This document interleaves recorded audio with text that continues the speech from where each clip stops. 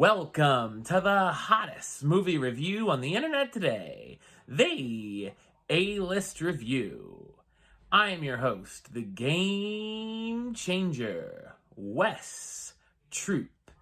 And if you've been checking out my channel, you'll know that I have started collecting into the Criterion Collection and taking a long journey through some of those classic films that are in the collection, checking some out for the first time. And I'm also participating on Letterboxd in the Kino Lord 2022 challenge.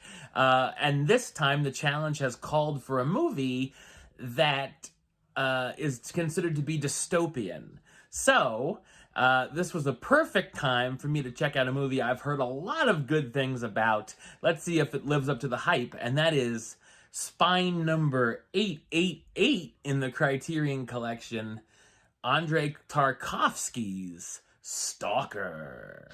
My review, coming up now.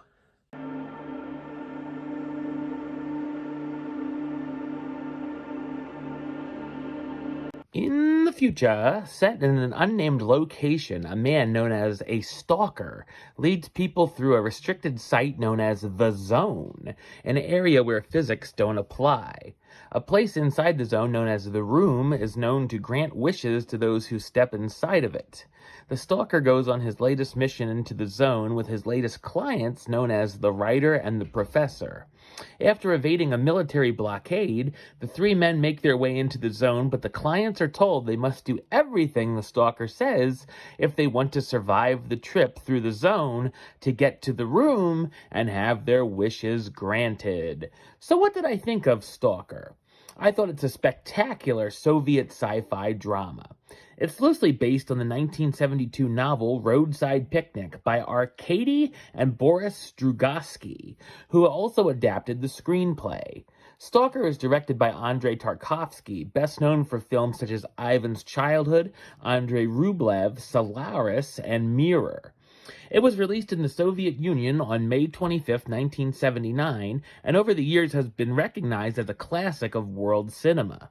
Much like in Tarkovsky's other works, there's a lot of long shots that linger for a while and are deliberately paced, which really make me focus and appreciate the scene. It's almost 3-hour runtime, and the fact it's slowly paced can scare people away, but it's definitely a journey worth taking. The visuals are fantastic, and the cinematography is outstanding. I love that the film starts off in the normal world in a sepia tone and turns into color as soon as the trio enter into the zone. An obvious comparison would be that to The Wizard of Oz. The scene as they enter with the three on a rail car is brilliant, and while no dialogue is spoken, it says so much. The score and sound are excellent, especially things such as footsteps and the sounds of machinery clanking. The world built here with the zone is intriguing as it's trap-filled area that's constantly changing, and we never really know what could happen next. I also liked how things are left very vague, which lets the audience's imagination fill in some of the blanks. The film takes some interesting twists and turns as the characters take the journey and end up getting closer to the Room. The film packs in lots of messages about hope, humanity, fear, morality, discussions about the meaning of life, and dealing with things we don't understand. The film also dives into the dynamic with the Stalker's wife and daughter as she begs her husband not to venture back into the zone. The end of the film could be seen as anticlimactic to some, but I thought it pays off, and the movie's final shot is very interesting as well. Stalker is very much open to interpretation and has a lot of symbolism involved throughout that really keeps you thinking about it long after the credits roll.